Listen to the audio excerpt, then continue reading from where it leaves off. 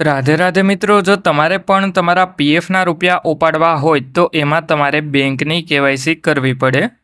એટલે હવે આ વિડીયોમાં હું તમને એ જણાવવાનો છું કે કઈ રીતે તમે ઘરે બેઠા તમારા મોબાઈલની મદદથી તમારા પીએફ એકાઉન્ટમાં બેંકની કેવાયસી કરી શકો.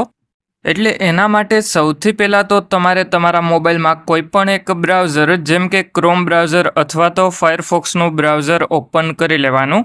એટલે હવે જેવું આપણે ક્રોમ બ્રાઉઝર ઓપન કરી લઈએ એના પછી આપણે EPFO.gov.in ટાઈપ કરી અને સર્ચ કરી લેવાનું છે.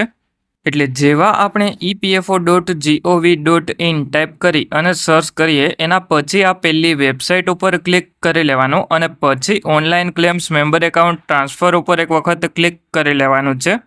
અને પછી સૌથી પહેલાં તો તમારે તમારો 12 આંકડાનો UAN નંબર તમારી પગારની સ્લિપમાંથી જોઈ અને એન્ટર કરી લેવાનો છે. અને પછી તમારે નીચેની તરફમાં તમારો PFનો પાસવર્ડ તમે જે પણ સેટ કરેલો હોય એ એન્ટર કરી અને પછી સાઇન ઇન ઉપર ક્લિક કરી લેવાનું છે. એટલા માટે હવે હું UAN નંબર અને PFનો પાસવર્ડ એન્ટર કરી અને પછી સાઇન ઇન ઉપર ક્લિક કરી લઉં. એટલે પછી આપણા પીએફ એકાઉન્ટ સાથે જે પણ મોબાઈલ નંબર લિંક કરેલો હોય એ મોબાઈલ નંબર ઉપર એક OTP આવી જશે. એટલે હવે જે પણ OTP આવેલો હોય એ OTP એન્ટર કરી અને સબમિટ કરી લેવાનો. એટલે પછી આપણે આપણા પીએફ એકાઉન્ટમાં લોગિન થઈ જશું. એટલે હવે આપણે એલર્ટમાં ઓકે ઉપર ક્લિક કરી લઈએ અને પછી આપણે બેંકની કેવાયસી કરવા માટે મેનેજ ઉપર ક્લિક કરી અને કેવાયસી ઉપર ક્લિક કરી લઈએ. એટલે પછી આપણે એમાં બેંકની અને પાન કાર્ડની કેવાયસી કરવા માટેનો ઓપ્શન જોવા મળી જશે.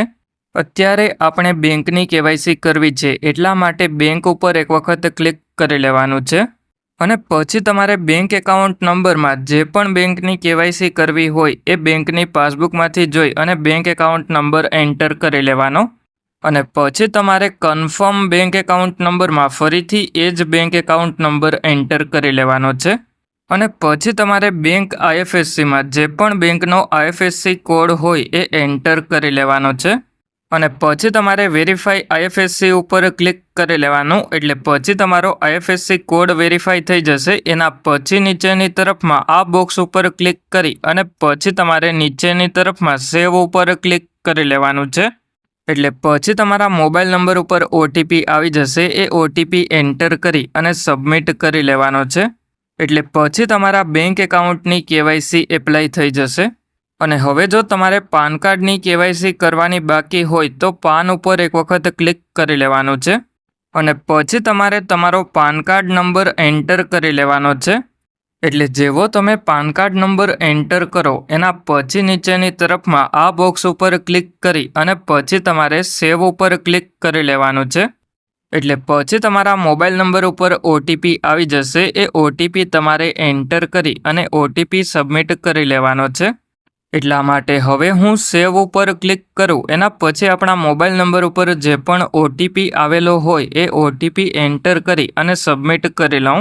એટલે આ રીતે તમે તમારા મોબાઈલની મદદથી ઘરે બેઠા બેંકની અને પાન કાર્ડની કેવાયસી તમારા PF એકાઉન્ટમાં કરી શકો. હવે જો તમને તમારા PF એકાઉન્ટમાં કોઈ પણ પ્રકારનો પ્રોબ્લેમ આવતો હોય તો મને કમેન્ટ કરીને જણાવજો. અને જો કોઈ તમારા મિત્રનું PF એકાઉન્ટ હોય તો એમને પણ આ વિડીયો શેર કરી દેજો જેથી કરીને એમને પણ મદદ મળે. અને જો તમારા PF એકાઉન્ટમાં કોઈ પણ પ્રકારનો પ્રોબ્લેમ આવતો હોય અને તમારે તમારું PFનું કામ મારી પાસે કરાવવું હોય તો મારો મોબાઈલ નંબર તમને આ વિડીયોના ડિસ્ક્રિપ્શનમાં જોવા મળી જશે. ત્યાંથી મને કોન્ટેક્ટ કરી લેજો.